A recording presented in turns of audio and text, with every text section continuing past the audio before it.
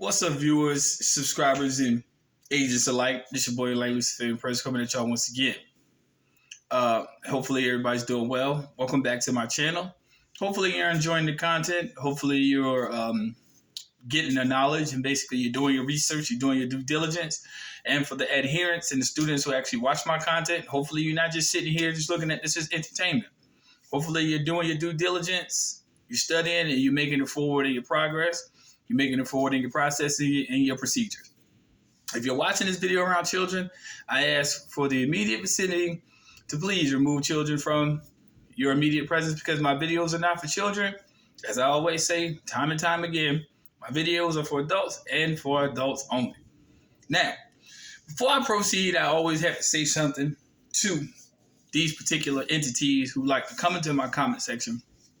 And I don't remove the comments for good reasons because I want the future to see how absurd some people really can be in their motivation and their efforts to constantly just seek to try to annoy me. But let me tell you something. As much things as I've been doing my entire life, as much stuff as I've been through, I don't really think it's a lot that you can do to annoy me except one or two things. Lie on me or steal from me. That's the only two things that can piss me off. Now, if you want to throw off your 2 cents into the comment section, by all means, it's cool. And this is going to be a shout out to that bitch named Chris Billups. If that's his real name. Could be a bot. I don't know who the fuck he is. Don't give a fuck who he is. Who he may be. Who it may be. But it's funny you say in your comment section, quote, the last person I will come and seek legal advice from is a guy on YouTube with face tattoos. Okay. Well, the average person would just fly off the handle and get upset. Probably feel some type of way about what you said. Or we could look at it into common perspective, if you were to say. Number one, what the fuck you on YouTube doing for looking for legal advice? If you so austere in your mode of operation, what the fuck why you ain't call no lawyer? And number two, if you're looking for legal advice, obviously you must be in trouble. Or number three, you just a dumbass who don't even realize what the fuck you be saying in the first place. First and foremost, I don't give a fuck who you go get legal advice from. You could go to a crisp, clean-cut lawyer, irrespective of nationality or origin, and it won't tell you a third of the shit I say on my channel. I can promise you that. Now, he or she gonna make you reach in their pocket, or your pocket, off expenses and so forth and so on, and you still won't get none of the remedy I provide on my channel. So before any agent come on my channel, any bitch-ass motherfucker who work for any alphabet organization or whatnot, just remember, I stood before judges and made the motherfuckers actually acknowledge what the fuck I was saying. So whether or not you wish to take legal advice, notice my channel even says it in the video description. This is for educational purposes only. So if you got enough brain cells to actually go research this and implement it yourself, it's not legal advice, it's education, you dick. Y'all come on people's channels and try to undermine what they saying because you are of the weak-minded masses who don't wish to assert your motherfucking right before anybody. So now you want to come down and try to shit on people who basically espouse the truth for what it is. When you would have to go pay thousands of dollars for somebody who won't get your ass sent to prison anyway.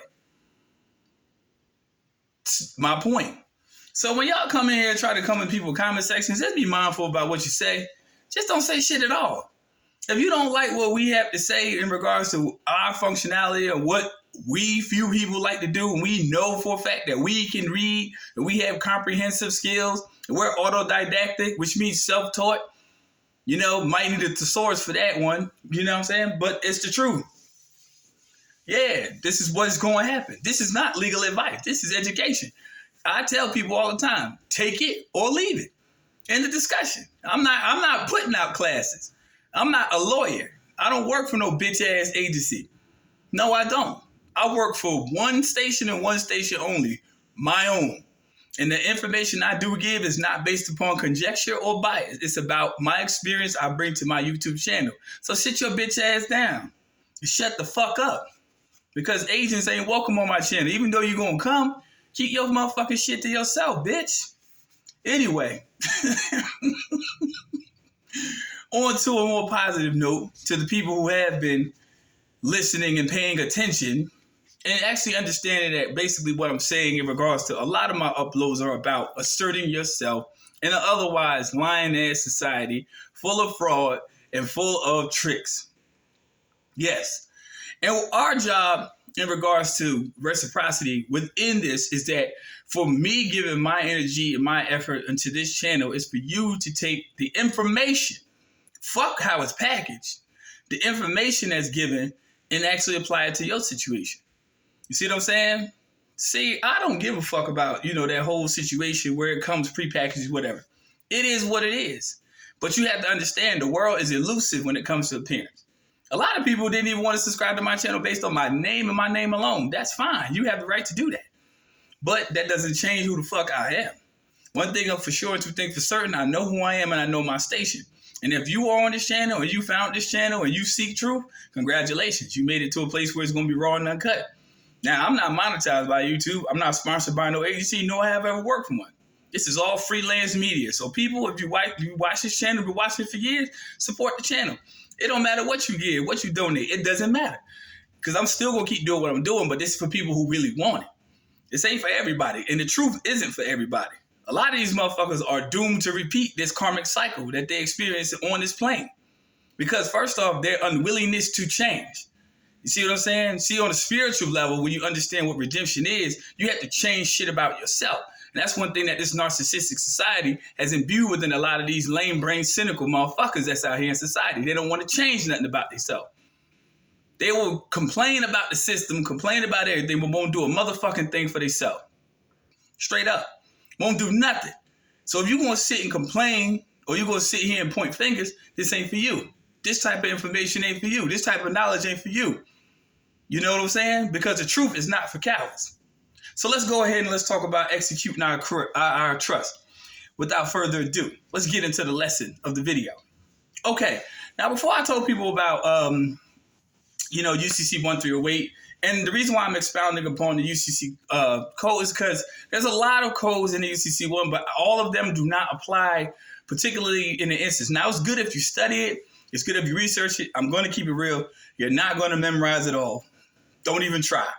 But it's good to have referential key points for when you execute contracts. Because again, contracts are extended to parties. Whether by a voluntary act or involuntary act, they're normally extended.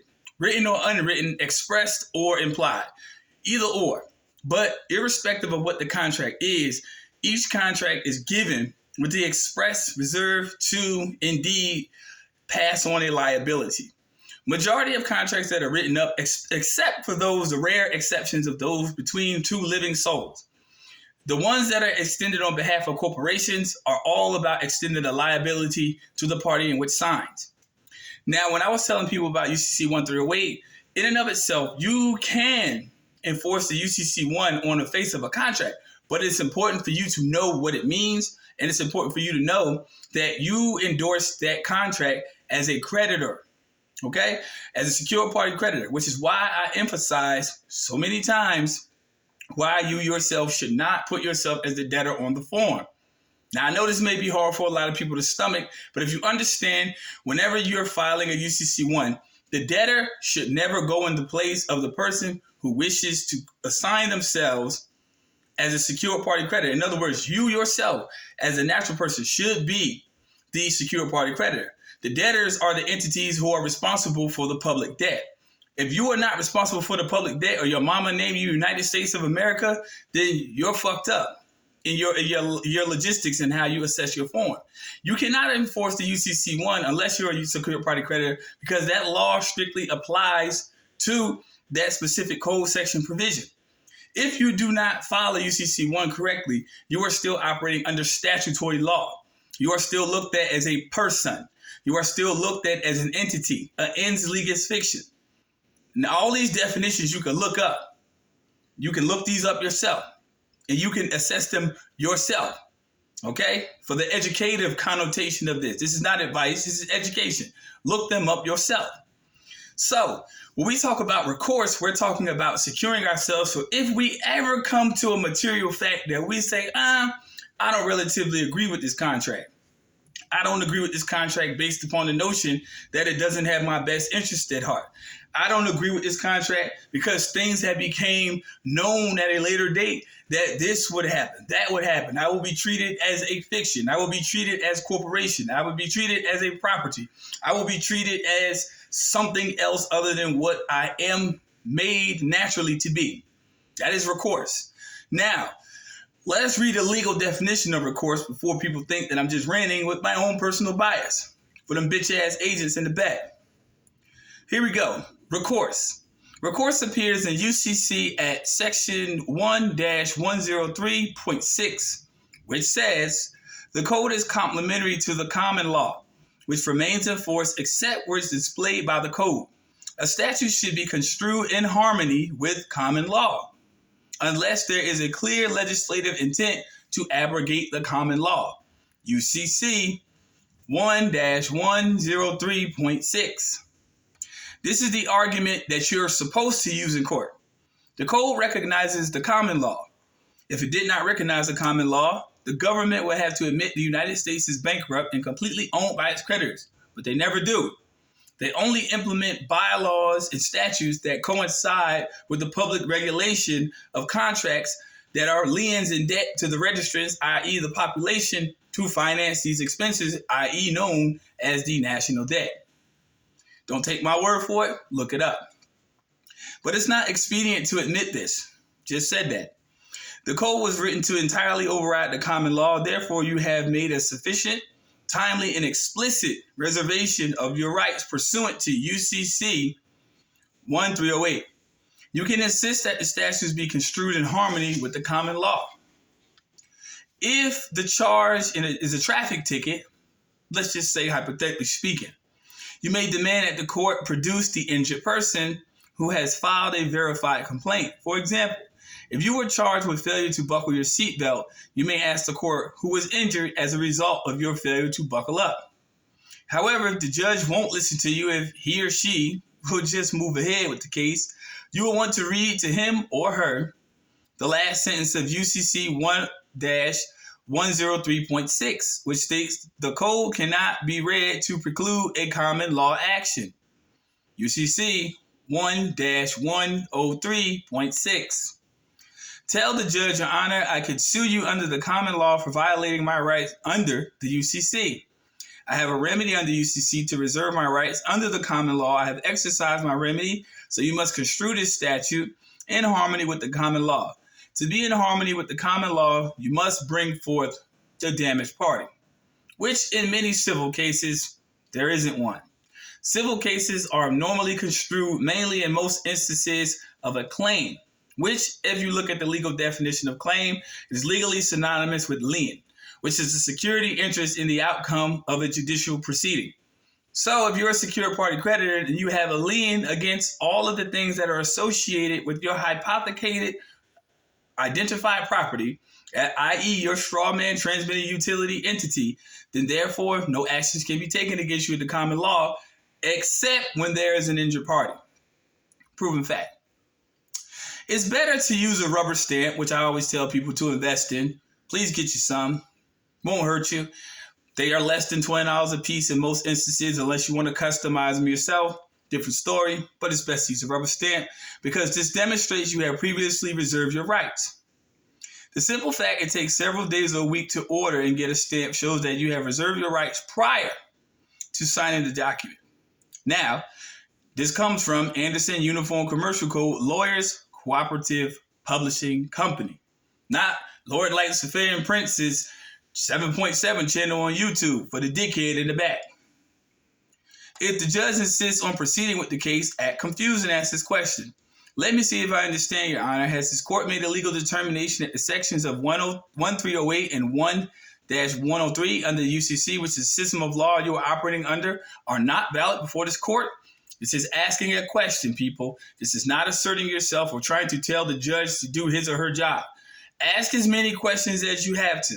Remember, it is important to ask questions and as many questions as you need, because if you ask the right questions, you are bringing the judge out of his or her administrative position and you're bringing them into a judicial position. If you're calling them a judge, not administrator, then that's what they are. That is the office that they hold.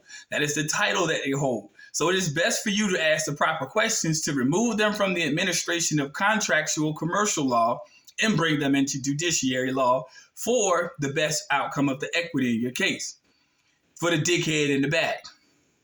Now the judge is in a jam. How can the court throw out one part of the code and uphold another?